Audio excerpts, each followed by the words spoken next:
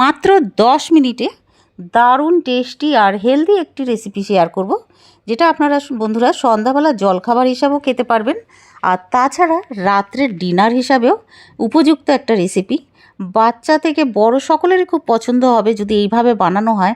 আর এতে অনেক ভেজিটেবল দিয়েছি, আর বানানো কতটা সহজ দেখলেই বুঝতে পারবেন। নমস্কার বন্ধুরা, সীমাস কিচেনে আপনাদের সকলকে স্বাগত। তাহলে আসুন আমি কিভাবে বানিয়েছি সেটা আপনাদের সঙ্গে শেয়ার করছি। একটা গ্রাইন্ডিং জারে 1 বাটি সুজি দিয়েছি, সঙ্গে ওই বাটির মাপেরই হাফ বাটি দই, টক দই, আর রাত্রের বেঁচে থাকা আগের দিনের ভাত বেঁচেছিল ওটা দিয়েছি হাফ বাটি, আর হাফ বাটি জল দিয়েছি। যে বাটির মাপে আমি সুজি নিয়েছিলাম সেই বাটির মাপে জল হাফ বাটি দিয়েছি। এবার মিক্সিতে একটু ঘুরিয়ে নিয়েছি। ঘোরানোর পরে দেখুন একটা স্মুথ পেস্ট তৈরি হয়ে গেছে। এই যে ব্যাটারটা তৈরি হয়ে গেছে। ব্যাটারটা কিন্তু টাইট হয়েছে। এবার এই ব্যাটারটাকে আমি একটা পাত্রে রেখে দেব, সঙ্গে স্বাদ মতো নুন দিয়ে দেবো, দিয়ে একটু মিক্স করে নেব, ফেটিয়ে নেব একটুখানি। এবার 1 চামচ মতন ইনো ফ্রুট সল্ট দিয়েছি, দিয়ে এটাকে মিক্স করে নেব। ইনো দেওয়াতে ফ্লাফি হয়ে গেছে আর একটু পাতলাও হয়ে গেছে, এই জন্য আমি একটুখানি জল দিলাম, মানে 1 টেবিল স্পুন জল দিয়ে মিক্স করে নেব। পারফেক্ট এইরকমই ব্যাটার হতে হবে বন্ধুরা। এই যে এইরকম দেখুন, এইরকম। এবার একটা কড়াইতে দিয়ে দেব ভেজিটেবল তেল 2 চামচ। তেলটা গরম হতেই 1 চামচ সর্ষে দিয়েছি, আর সঙ্গে শুকনো লঙ্কা একটা, আর কারি পাত্তা কয়েকটা দিয়েছি। সর্ষেটা ফোটার পরেই কিন্তু কারি পাত্তাটা দিয়েছি। এবার একটু হিংও দিয়ে দিয়েছি, 1 চুটকি মতন হিং দিয়েছি।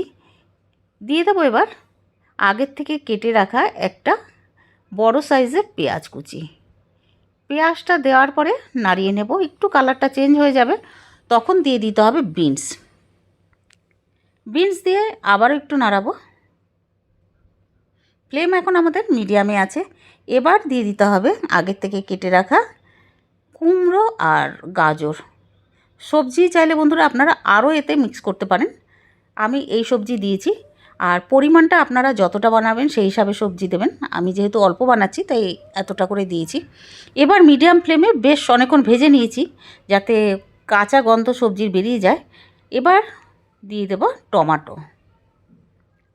একটা বড় সাইজের টমেটো ছুরি দিয়ে খোসা বের করে ফেলে দিয়েছিলাম, তারপরে টুকরো টুকরো করে কেটে নিয়েছিলাম। এই টমেটো দেওয়ার পরে আবারও নাড়বো। এবার দিয়েছি হলদি পাউডার, রেড চিলি পাউডার আর স্বাদ মতন নুন দিয়ে এবার আবারও মিডিয়াম ফ্লেমে ভাজবো। নুনটা দেওয়াতে টমেটো গলে গেছে। এবার বেশ অনেকক্ষণ নাড়ানোর পরে 3 থেকে 4 মিনিট আমি ভেজেছি। এবার দিয়েছি গোলমরিচের পাউডার 1 চামচের চাইতে একটু কম, দিয়ে এবার আবারও নাড়িয়ে নেব। এবার দিয়েছি সাম্বার মশলা। সাম্বার মশলা 1 চামচ দেওয়ার পরে আবারও ভাজবো।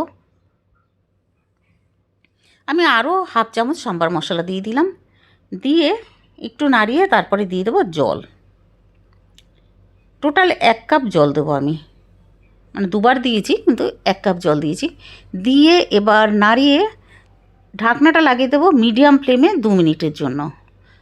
2 মিনিট পরে ঢাকনাটা সরাবো, সবজি ফুটে উঠেছে। এবার কি করব, গ্যাসটা একদম লো করে দেবো, আর এই যে ব্যাটার বানিয়ে রেখেছিলাম না, এই ব্যাটার দিয়ে দেবো।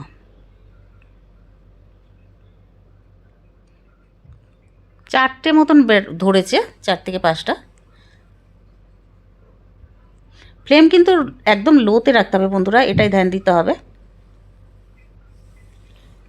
এবার আমি ঢাকনাটা লাগিয়ে দেবো, লো ফ্লেমেই 8 মিনিট মতন হতে দেবো। 8 মিনিট পরে ঢাকনাটা সরিয়ে দিয়েছি। দেখুন ফুলে গেছে কত সুন্দর, ইডলির মতন হয়ে গেছে। খেতে কিন্তু একদম ইডলির মতনই লাগবে, ইডলি সাম্বার। আর সবজির টেস্টটাও কিন্তু সাম্বারের মতন বন্ধুরা, খেতে দারুণ লাগবে। একবার অবশ্যই বাড়িতে বানিয়ে ফেলবেন, বাচ্চা থেকে বড় সকলের খুব পছন্দ হবে। এবার আমি একটা তড়কা দেব এর উপরে। তার জন্য তড়কা পানে ভেজিটেবল তেল নিয়েছি, আর তেলটা গরম হতে সর্ষে দিয়ে দিয়েছি হাফ চামচ, আর একটা শুকনো লঙ্কা। এবার সর্ষেটা ফুটতে শুরু করলে এই তড়কাটাকে আমি ইডলির উপরে দিয়ে দেবো।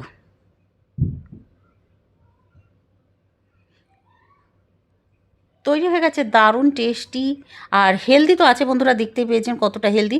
আর সুজি দিয়ে তৈরি করেছি, সঙ্গে অনেক ভেজিটেবল দিয়েছি। একবার অবশ্যই বাড়িতে বানিয়ে ফেলবেন। আর ইডলিটা কত সফট হয়েছে বন্ধুরা, দেখুন কতটা সফট হয়েছে আর জুসিও হয়েছে কিন্তু। আশা করছি বন্ধুরা আপনাদের ভিডিওটা ভালো লেগেছে।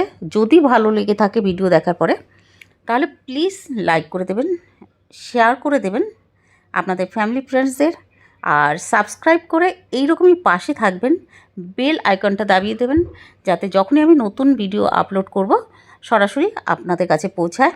আর নতুন বন্ধুরা হলে প্লিজ প্লিজ সাবস্ক্রাইব করে দেবেন। তাহলে কমেন্ট করে জানাবেন যে কেমন খেতে হলো এই মাত্র 10 মিনিটের এই ইডলি সাম্বারের রেসিপিটা।